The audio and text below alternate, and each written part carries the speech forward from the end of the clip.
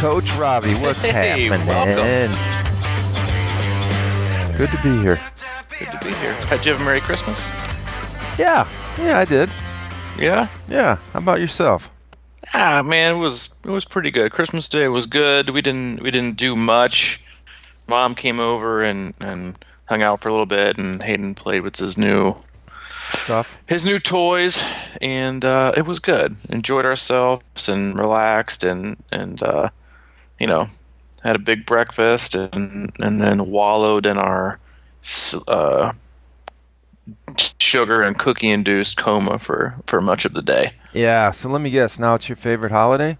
Is it back on top? I have to make a confession. Uh-oh. Here he goes. I am it's climbing. It's climbing. It's climbing. It is still no Thanksgiving. But I will have to say that I can see as the years go by that having a son or having a kid in general definitely gives a whole new meaning to Christmas. So it's creeping up there. I still don't like a lot of the whole things that were surrounding Christmas in general, but it is definitely a little more special watching him open up some gifts and getting things he really likes to play with. And the funny thing is he's not like into toys. Like they're all, I guess, like they are toys, but he asked for like a workbench. Like he's been wearing this like yellow worker hat, like construction hard hat, and he's got like tools and stuff with it. Yeah, exactly. His new favorite phrase now is "I'm a hard worker." Oh, that's nice. I'm like, first of all, that's like the greatest thing ever for a parent to hear. I'm a hard worker. I'm gonna go work. I'm like, where are you going, man? I'm gonna go put my hard hat on. I'm gonna go work hard. I'm like, that's, if I could teach you one thing in life, then let's hope you keep that. Let's hope you keep that motto until your teens. I have a feeling it's not going to last, and we'll go through ups and downs. But that's like his biggest thing. He got like a gardening set tool thing too, to grow his plants. But the things he asked for, and he wanted a cleaning supply set. With like a broom and a dust mop and a dust buster and a squirt bottle. So he's all about working hard. It's his thing right He must be listening to the podcast. That's what I'm telling you, man. I think like when I think he's napping in the car from daycare, I'm like, maybe he's picking up on a few things. Like I'm waiting for him to be like, Dad, I'm just gonna work hard, and you know what? Consistency is key. And like, if he can blurt out one of those, then I'm just gonna get myself the Parenting of the Year award. But it's definitely good. It definitely makes Christmas a little bit different with having him and making it just about him. Allie and I don't do many gifts, if really any, because we just don't need anything. But it was good. And if you're just now picking up, this is the Crushing Iron Triathlon podcast, post-Christmas edition, pre-New Year's edition, and we appreciate you joining us and hope you as well had a great Christmas or Hanukkah or whatever other Festivus holiday you had, and we appreciate you tuning in today. Yeah, thanks for being here. I am currently in Wisconsin, and the weather outside is Louisville bike course on steroids. Oh, the weather outside is frightful. It's 30. I looked. It was like 37 degrees, and I was just outside. It's raining, and the wind is just gusting. Perfect day for a run. Perfect. That's right. Perfect day for a run. And as the Louisville registration page would tell you, a race with cool temps and ideal conditions. I'm like, they obviously haven't edited that in the last 3 years because it's like not even close. I know. It's like, but I'm gonna go prep for it. We'll see. Yeah, exactly. You'll have a good run today. I'm sure. I'm gonna try and sneak in a bike and a run, depending on the length of Hayden's nap today. But we'll see how that goes. It's good to be back in the groove, and I gotta tell you, man, You're in the groove? I'm in a groove. Okay, good. Groove. But I gotta say too that I got an outstanding book for Christmas. It is called 59 Lessons working with the world's elite coaches, athletes, and special forces. And I'm only like 30 pages in, and it's already outstanding. No. I can see a lot of things I'll take from it as a coach and as my own athlete, and just I think leadership in general. It's just an interesting book. I think a lot of times people oversell how much of a leader you need to be in order to be considered a leader. Because I think everybody in some aspect of their life is looked up to by someone. Whether it's one or two people, or it's 200, or it's 2,000. I think leadership is one of those qualities that we always kind of have to work on. But it's just a lot of good. Lesson number 4 that I read was titled "Only Those Who Endure," and it was like, it is not those who can inflict the most, but those that can suffer the most who will conquer. It's a really, really good book, and I've already been able to take been doing a lot of underlining, and it's got good phrases like complacency kills.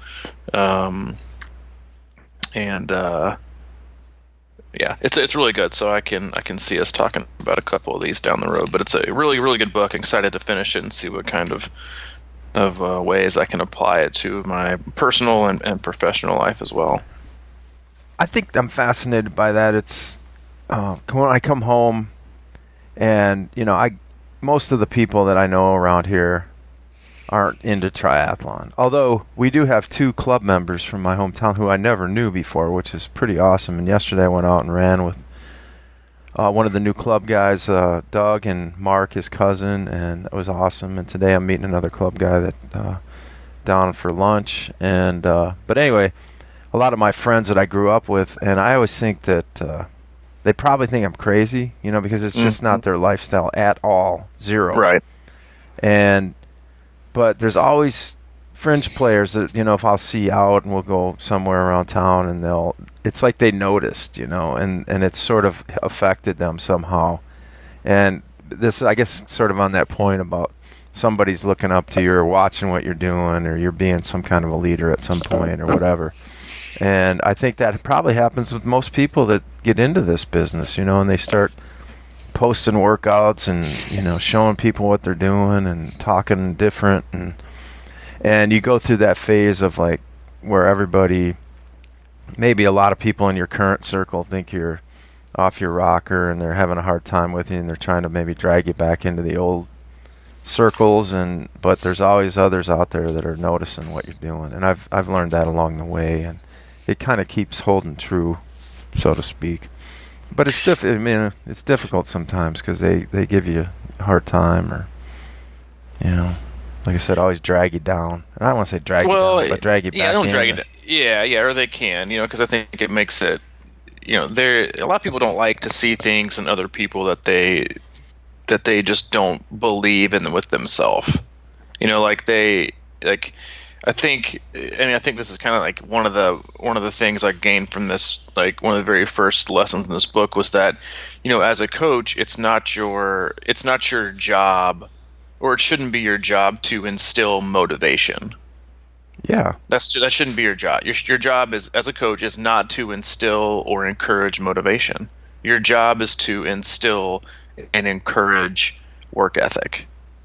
And because that's something that you can hold on to, that should be something you're attached to day to day, instead of motivation, which can ebb and flow, up and down, go all kinds of different directions. And I think that this time of year is so volatile with so many people, because you're going to see so many different ends of the spectrums with weight loss goals and fitness goals and financial goals, and it's like everybody's doing like making these goals, and oftentimes when you see somebody who's achieving so much, I think the jealousy, and I think it happens with like the friends you were talking about, and I've had family members comment before. I'm like, they're not jealous. They're resentful that they don't have a trait that you have that they want. And I think that it's obviously more of it's a them thing, but oftentimes I think depending on your personality, and you're a little bit of a you're kind of a little bit of a softie. You're you got a good set of empathy on you, and I would say I'm the same too. But it's you kind of like yeah, I can kind of see that, because you don't want to be the person like, yeah, well, I'm sorry that you don't have the dedication and motivation and commitment level to do the things that I do, but I don't feel sorry for you. Which is kind of what you shouldn't say that, but sometimes you're thinking it's like, wait a minute, why should I be, poo-pooing the achievement that I've had and the amount of work that it's taken me to get here? It's like 5 years ago, you were a dude overweight sitting on the couch trying to find some kind of a way to be able to train for a 5K. Mm-hmm. And 5 years later, you've done what, 6 Ironman? Yeah. Yeah, just a couple. Yeah, I think. Let me look it up real quick. Let me scroll through Athlinks real quick. But if people see that and they're like, yeah, man, I wonder. Everybody can do anything. It's just like when I think like the biggest thing that I encourage so many people to do when they're making these goals is for their year or trying to make any kind of a life change is. Yeah, make the statement of what you want to achieve, and then go all the way back. Like pick your letter Z, your end goal, your end statement for what you want to become or do or complete by the end of the year. And then as soon as you do that, basically the last thing you're ever going to do is even touch that. Your first step now is to go all the way back to A. What do I need to do in order to be able to accomplish that? And then you basically have to start from scratch, and that's the hardest part for most people is wrapping their mind around.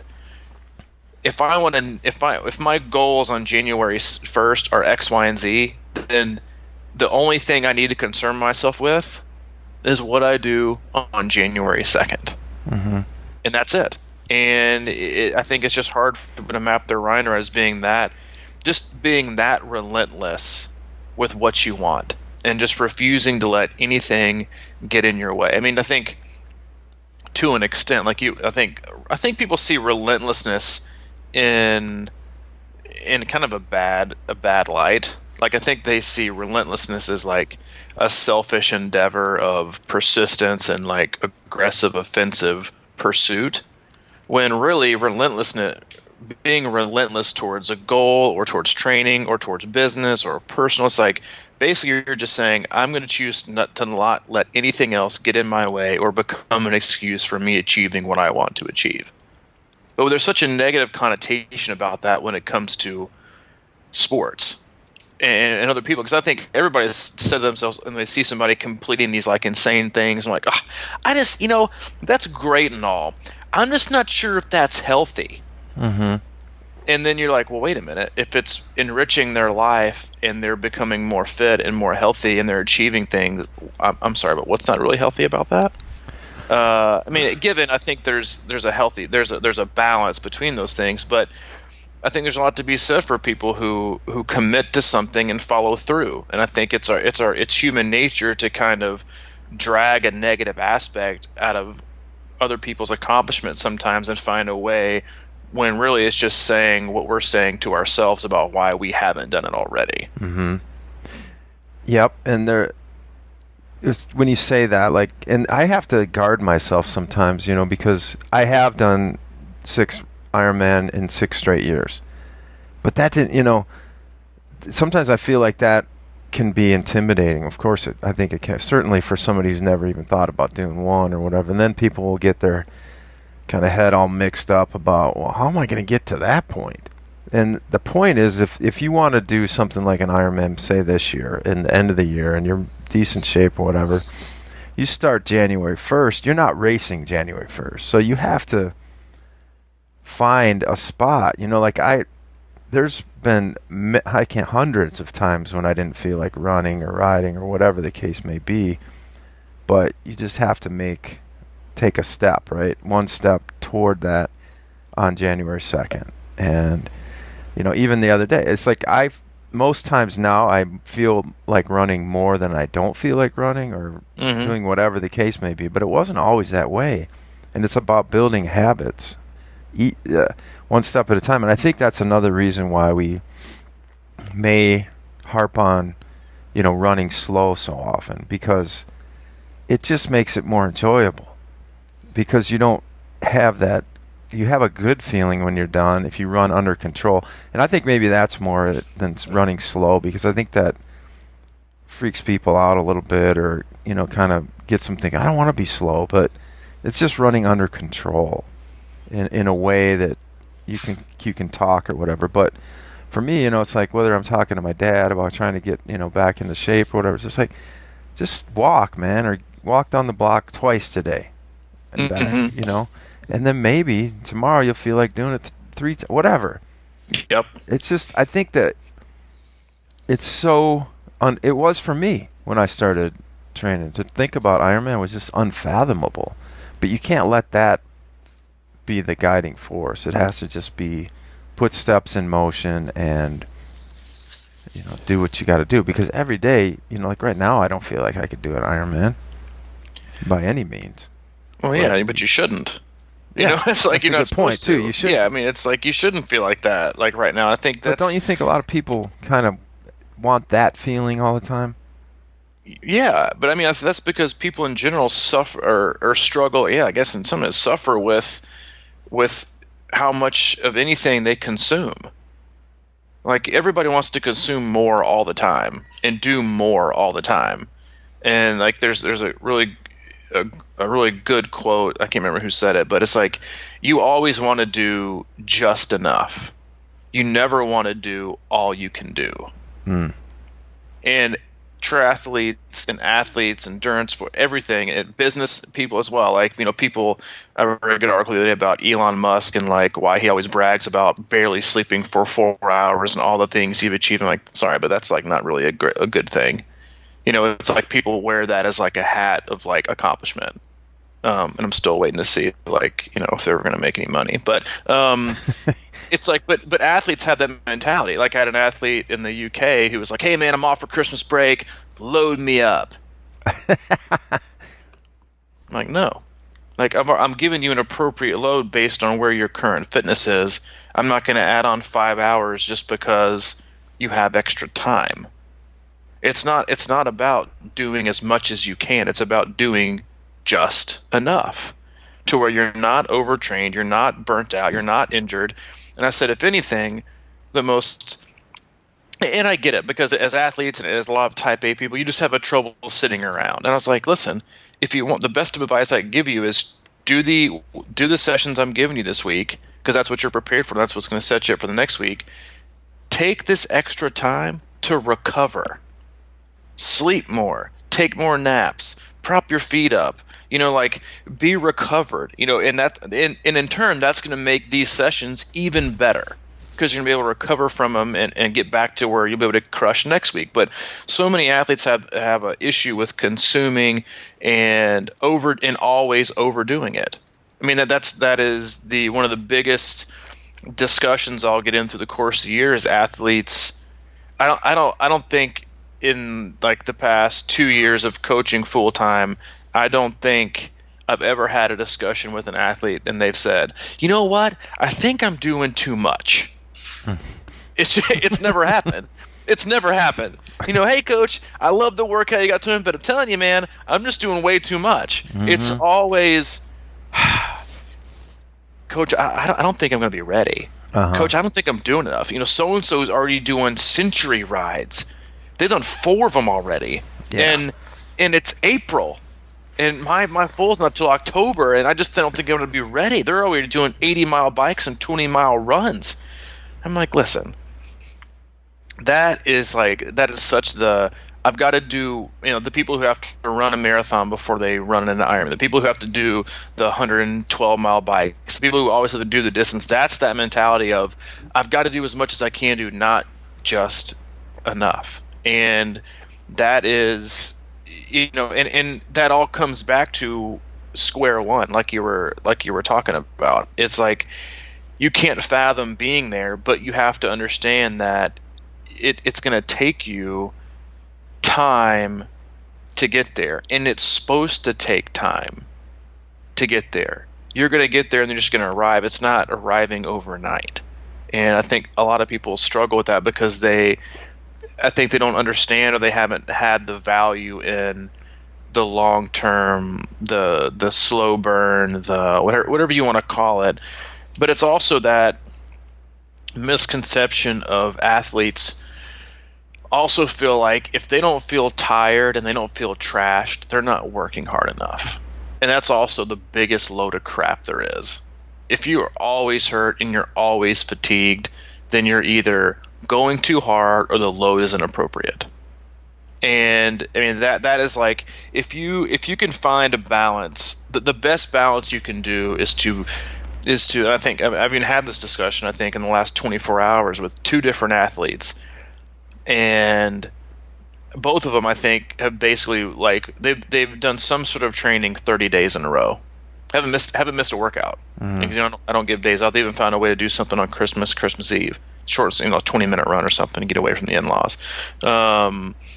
And they're like, I don't know what, like, I'm in such a good groove, and it's just weird. They said, I just keep feeling like I'm supposed to be really, really sore for days, but instead I'm just a little bit sore right after the workout. But then I wake up the next day and I feel great, or I feel good.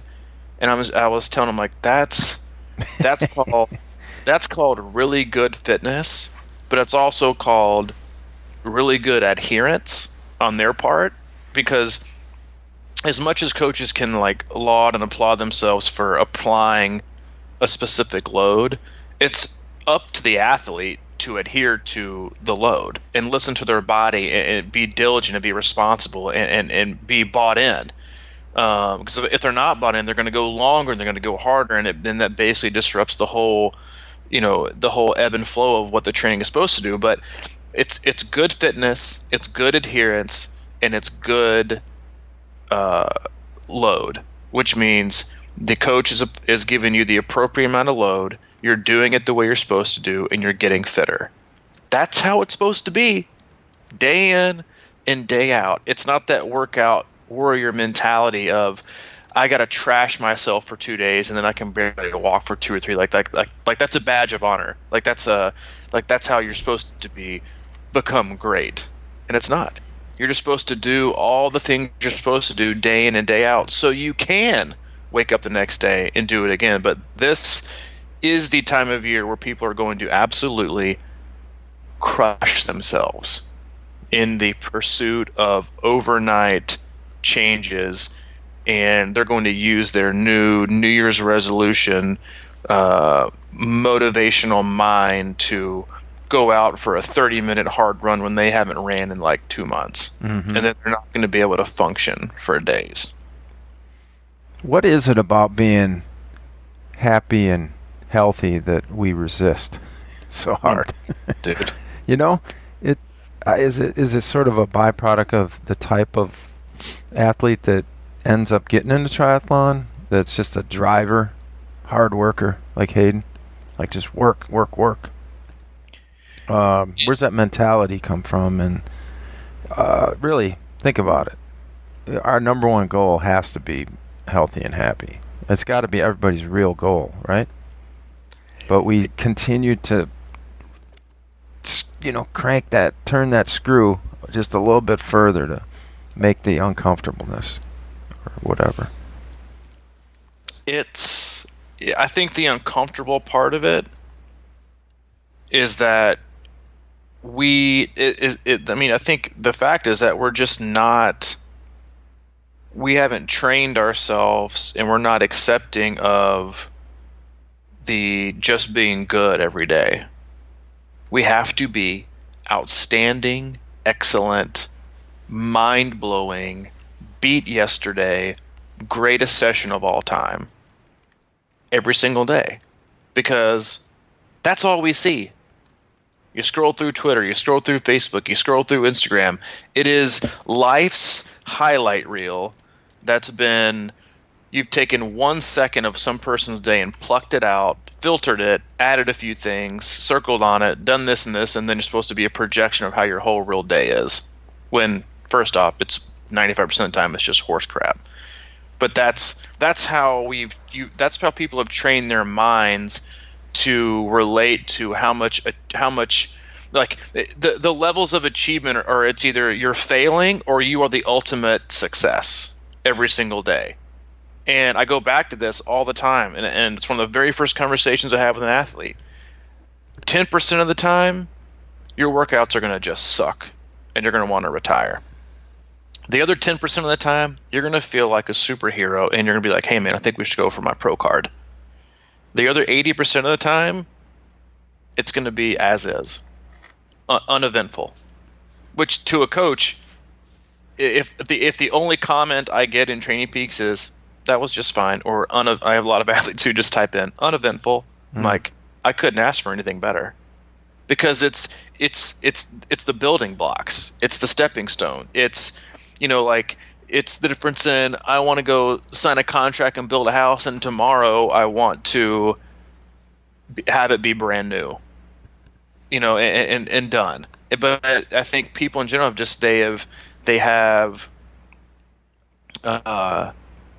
they've just trained their minds to truly believe that is the only way to succeed, or not to succeed, but to be successful. Is you either are incredibly successful and you've arrived, or you're a complete failure and you have nowhere to go. And the fact of the matter is that 99.9% of the time you're always in between. But no one wants to recognize that it's I say it's the day-to-day and it's consistency, and hopefully we consistently drive it into your skull, because most athletes are stubborn. But that's what we've become accustomed to, and that's also the reason you see athletes that find it's not acceptable to do one big race. They have to do 2, or now they have to do 3, or they have to do 4, and it's just it's such a glaring issue with so many athletes that they struggle with how they're consuming their own perception of success, and how or I guess the better phrase is how they define it. And to me, just being successful is just succeeding today on the day-to-day and doing all the little small things. Because listen, if you can't do the small things, you're not going to do the big things that matter. Mm-hmm. And we live in a glammed up, marketed, filtered society, and so the monotony, the small things, the day-to-day, sessions that aren't that great are the biggest struggle, and it's a huge struggle for coaches when working with athletes and getting feedback and giving feedback and trying to get them to wrap their mind around what's going on. Like that was one of the first lines I underlined in this new book was, it was, can you do something that seems pointless to you right now, but trust in the head coach that there's value in it for you to uncover. Because so many times I don't know I'm running for 20 minutes a day or 25 minutes a day. Like, what's the point? Mm-hmm. Or what's the point in a 30-minute run? If I'm not going out and crushing it, what's the point? Because for most athletes, the point is to demolish themselves or to run and ride and swim as fast as they can all the time, 24/7. And they are totally 100% addicted to it. They have to do it, and they can't not do it. And they don't want to succumb to long-term ultimate best success. They would rather get their workout fixed today. Mm-hmm. It's a total. I have emailed back and forth with so many athletes in the last 2 years that have this addicted. They're 100% addicted to it. Mm-hmm. They have to get today's workout fix of Track Tuesday and crushing my threshold every single day on every single session, because they got to either feel better about themselves or feel good, or they feel like they got to stay in that gray zone and keep up with the Joneses and beat yesterday and crush my last workout and always be increasing. And it's an addiction. It is a total addiction that they can't look at themselves in the mirror and think, long term, is it doing any good, or am I getting any better? No. But I also don't have the restraint and the patience, and a lot of times the humility, to think, you know what, if I really want to become the best version of myself, or to do the best that I can, then I'm going to have to do things differently. And that absolutely terrifies people, because instead of looking at Training Peaks or Garmin Connect or Strava after every single workout to see if they were number one or they beat every other time, they have to sit there in their own kind of feeling and think, what I did today was good enough, and it was what I was supposed to do. And the value that they get of it is now it's the biggest thing is the value distribution from the fulfillment of your ego to fulfillment of oneself, and the process and the journey and the ultimate completion of whatever it is you're trying to find in the future.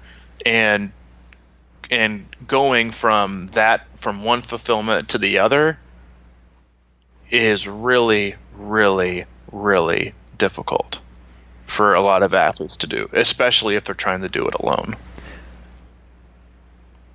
Yeah, if it comes as part of your life, it should just, like, ultimately it should just be part of your life, right? Like, not an epic day here and there or something like that. I always think about it's like working out should almost be like taking a shower kind of thing, where it's like you don't get out of the shower and say, I crushed that shower today. You just kind of do it, and it feels good. And there are a lot. I talk to more and more people that just say, training is just part of my life. It's what I do.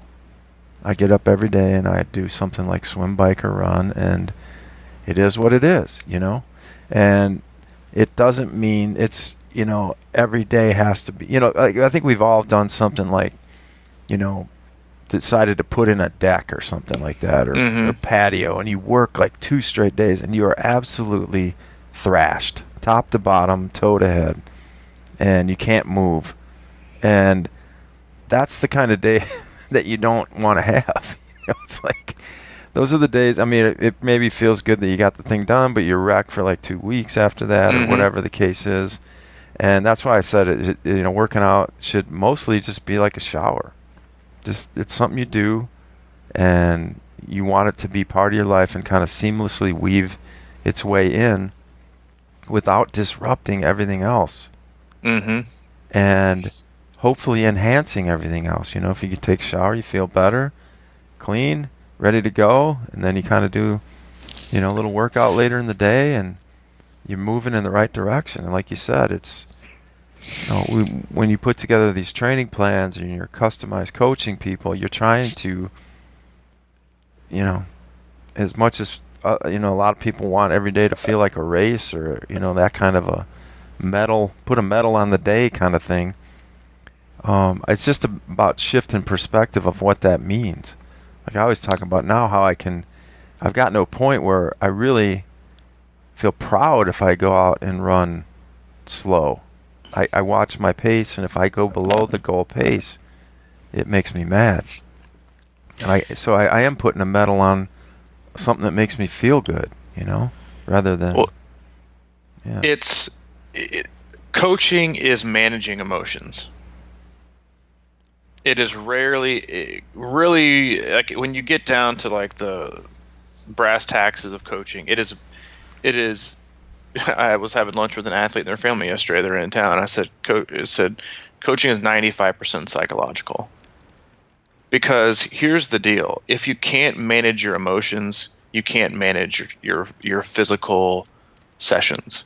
And like, this was something I read the other day that like was a total light bulb moment for me in terms of coaching. It was geared towards entrepreneurs and business, but if you read it, I think, and I'll read it real quick, it so much goes to training and training for races and endurance and coaching, and it says the hardest thing for an entrepreneur is not what you think.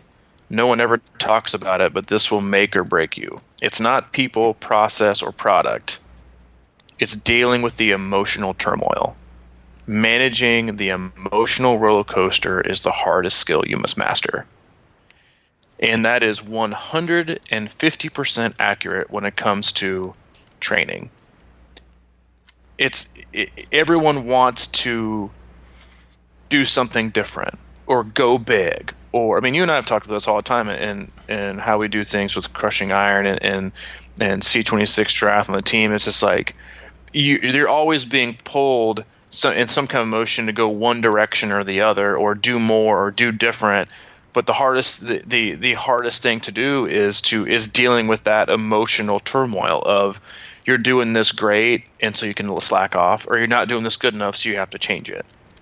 And when it comes to coaching and training, I see this comment all the time. Sorry, coach, I just had to do this today. No, you didn't. It's a total 100% lie. Coach, sorry, I just had to do. No, you didn't. No, you didn't. You couldn't control your emotions. So no, you didn't have to go faster today. You didn't have to go longer today. You just couldn't control your emotions to go all the way back to the understanding of what's going to be best for me in the long term. But everyone has that long-term success. Long-term as in, I mean, they have like short-term success, like as in today, feeling like a success today versus long-term ultimate success. And because we want it right now. And so when you talk about like athletes and their emotions, it's both ends of the spectrum as a coach. It's keeping athletes' emotions reined in when they're feeling really, really, really amped up, or they're feeling really good about them. And when because coaches can feel this, and when they're like, "Dude, you're really feeling yourself right now, aren't you? Like you had a good workout. You're really feeling yourself. Let's just get back to work tomorrow and pretend like this never happened." Because you don't want them to latch on to one win. You want them to commit to winning in general, to being a winner, not to just gaining one win. And I think that's the biggest issue that so many people have, is they just want that one win every single day. They don't. So that they're. Thank you, buddy. Sorry, Hayden's bringing me the mail. Thanks, bud. He is working. You say hi to Uncle Mike. Hey, Hayden. You're gonna go get a snack? I think it's a good plan. Are you a hard worker today?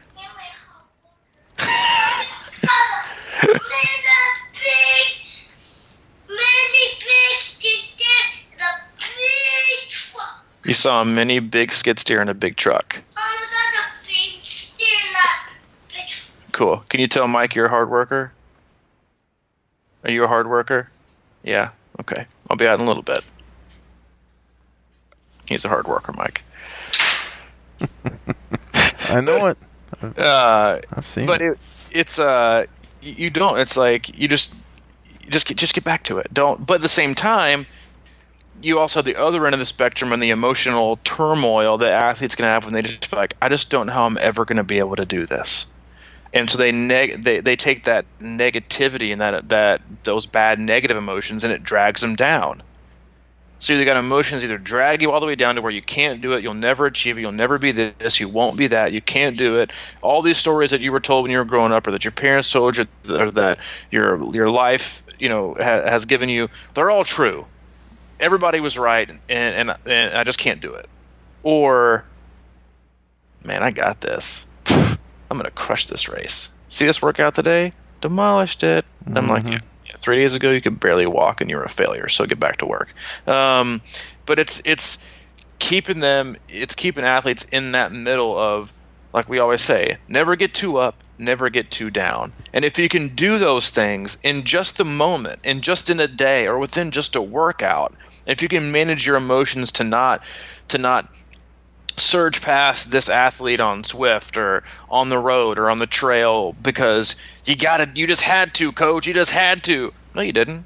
Your ego overtook, your ego hit the override button, and everything else about what you're supposed to do to achieve the best and do the best was put in the back seat. Mm-hmm.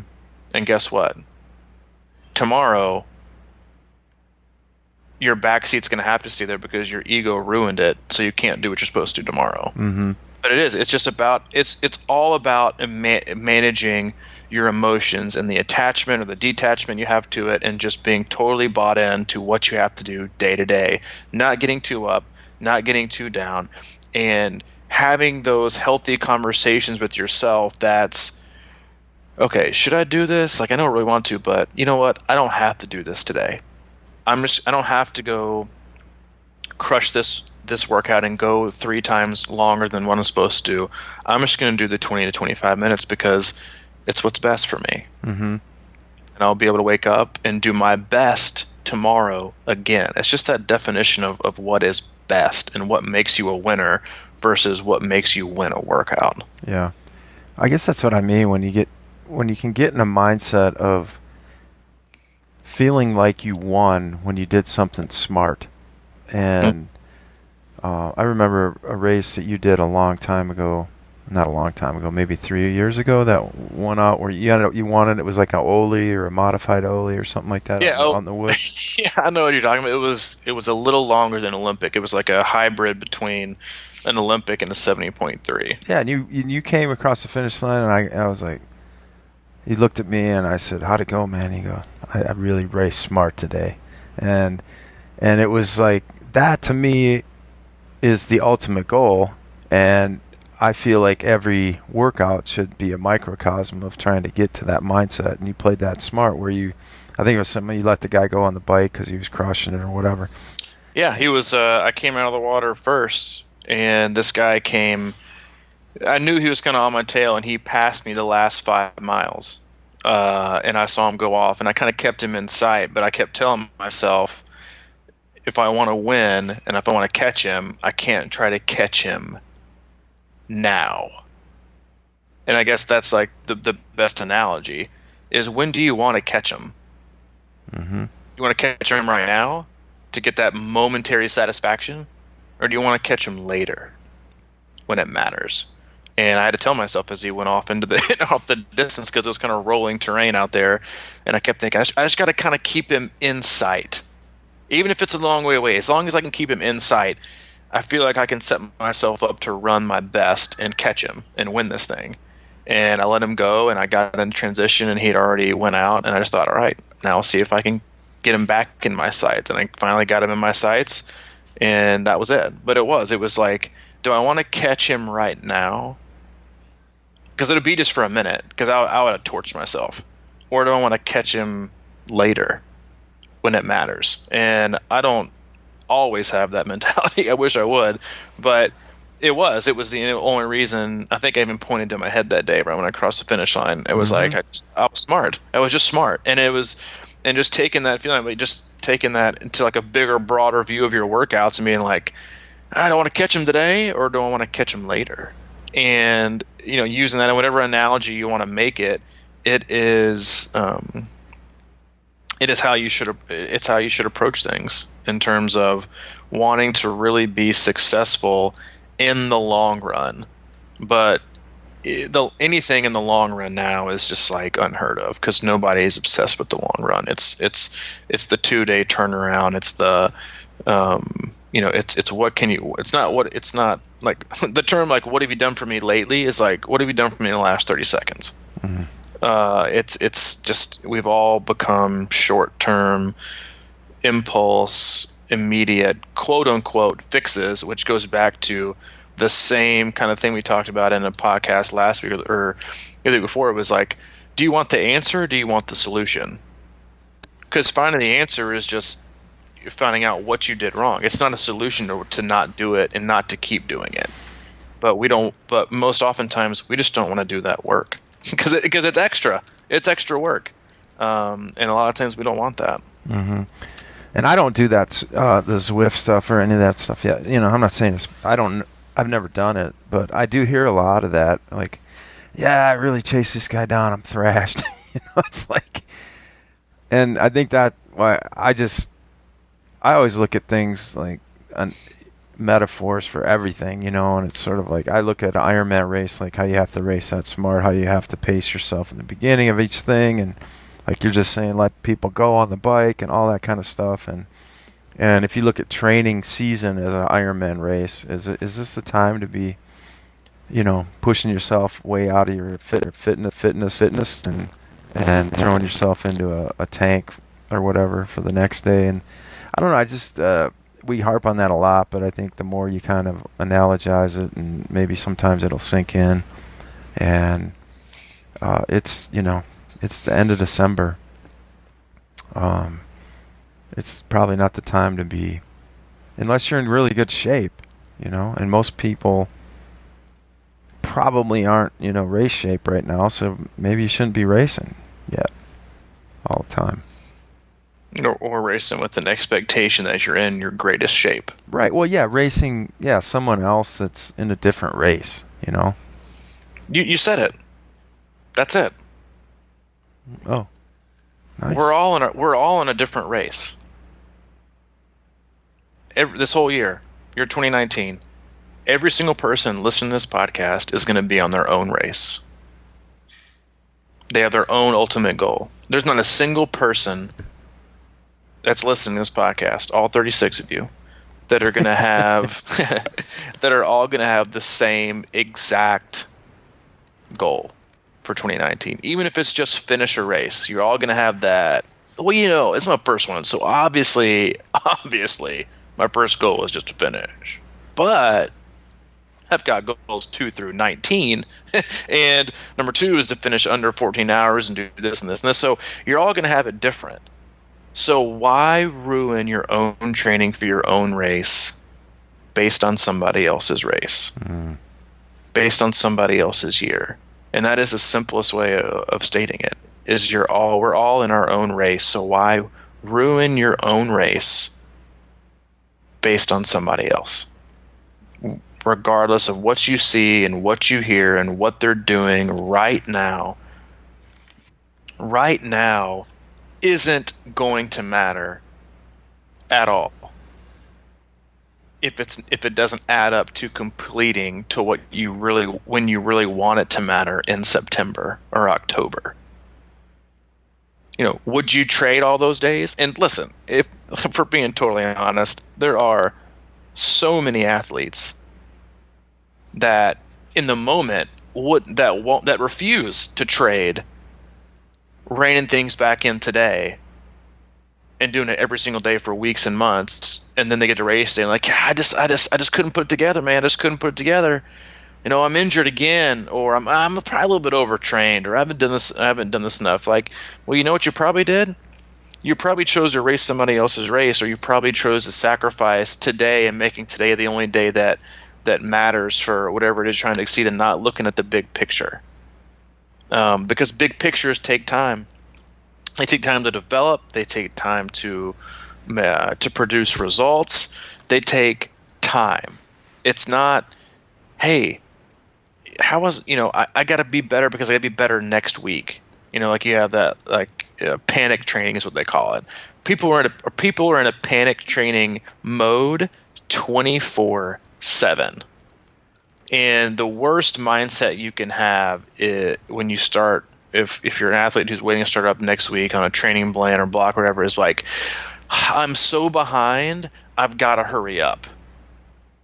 Then you're going to hurry your way to taking more time off, or to digging yourself a hole, or into overtraining, and then you're going to get right back where you started. Like, don't be in so much of a rush that you take multiple wrong turns and then end up right back where you started.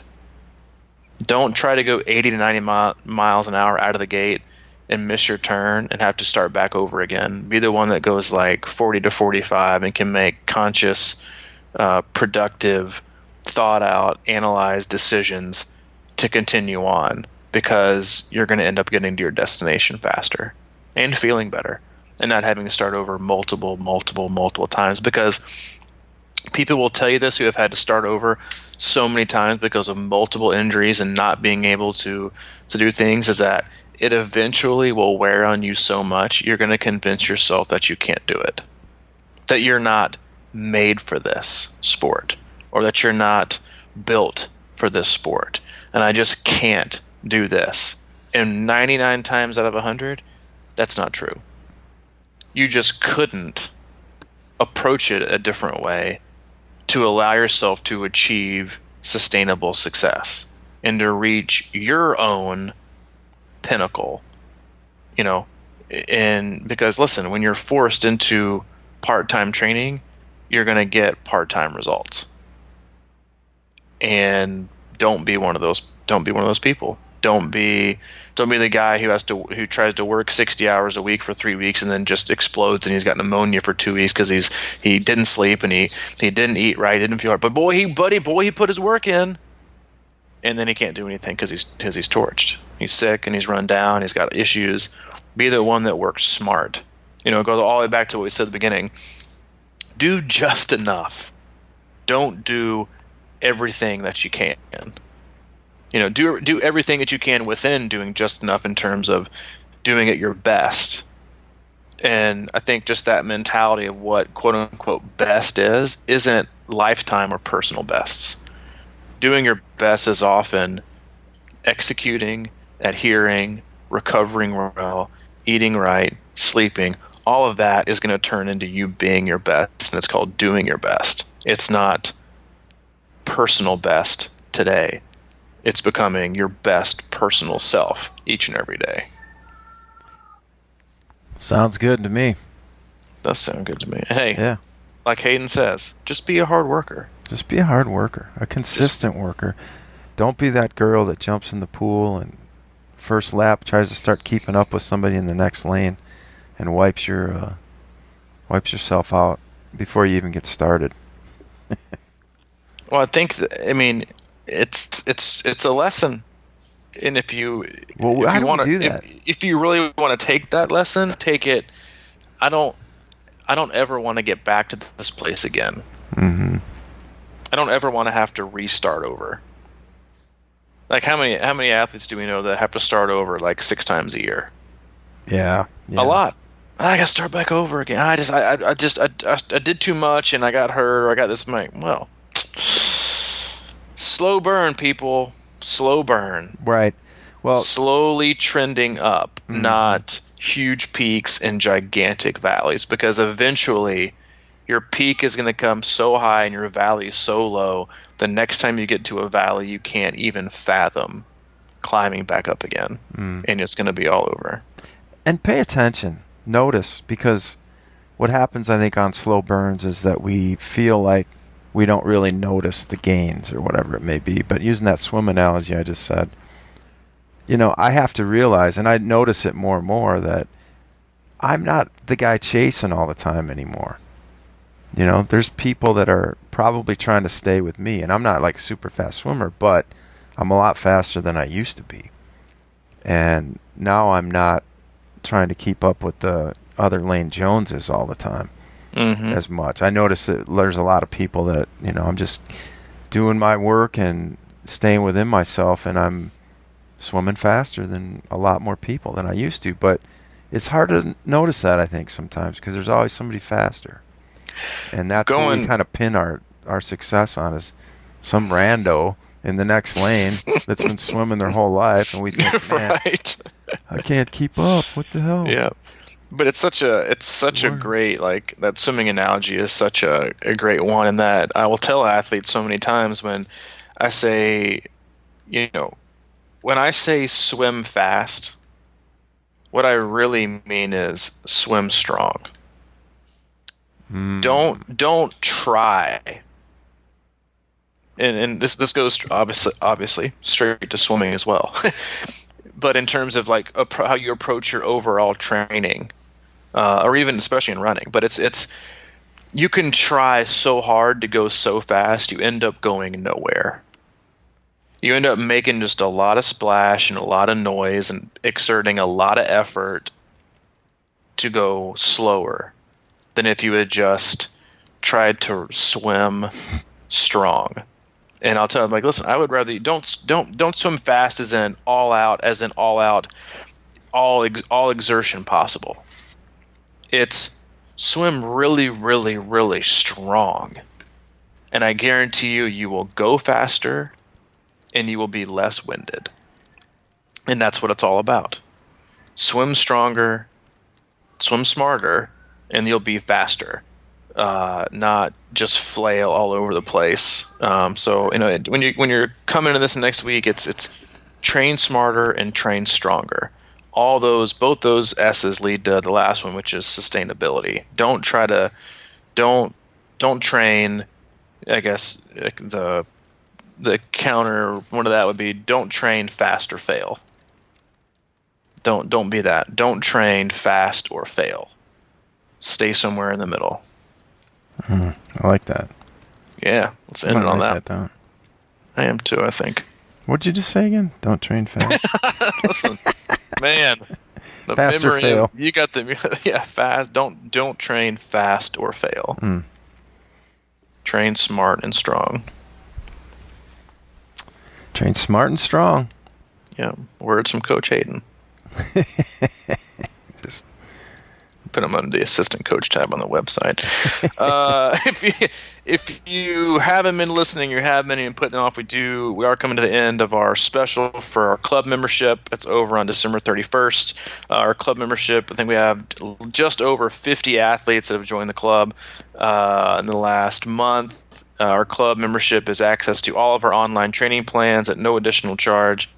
Closed Facebook group, every 30-minute consultation with Mike, and he'll be looking over your training. And then you also get a 12-week customized training plan that I'll construct for you for your race of choice for the year. All that for all 12 months is only $299. That goes till December 31st, and then January 1st it goes up to $399. So we've had a lot of people using what looks like some Christmas bucks or some Christmas gifts to hop on the train here the last few days. So if you're waiting, don't wait any longer unless you want to pay $100 more.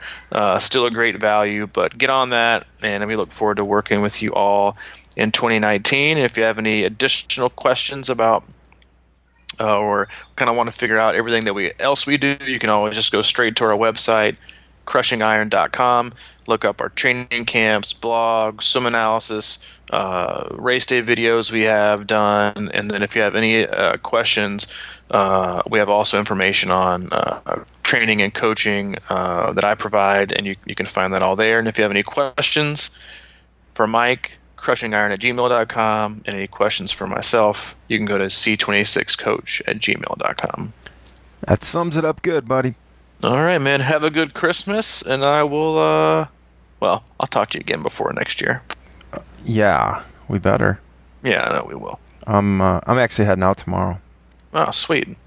So I will be back in Nashville tomorrow night. One of our podcast listeners has connected me with a basketball ticket for Saturday.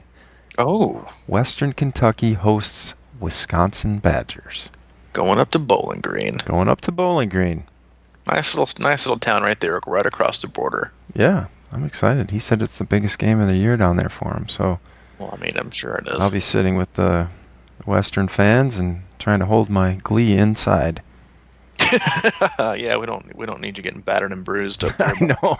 Yeah, it's like the Hilltoppers. Yeah, it's early. It's an early game. They're just working things out, working on the little things. That's right. Thinking long term.